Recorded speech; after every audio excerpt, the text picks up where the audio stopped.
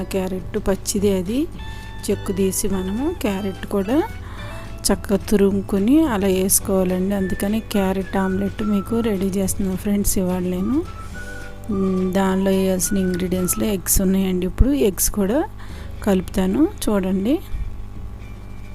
ఇలా కలిపేసుకోవాలండి. మొత్తం ఉన్న ఐటమ్స్ మొత్తం కలిపేసుకున్న తర్వాత మనం ఇట్లా దాన్ని అట్లా చక్కగా స్పూన్తో అయినా సరే లేకపోతే అలాంటి దాంతో అయినా సరే మనం కొలండి నూనె పూసి బాండి పెట్టానండి ఆమ్లెట్కి.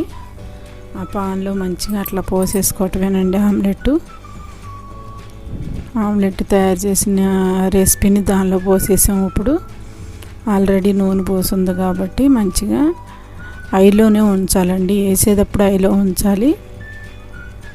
తర్వాత నిదానంగా సిమ్లో పెట్టుకోవాలండి. మనం ఇది మొత్తం స్ప్రెడ్ అయ్యేటట్టు చూసుకోవాలి.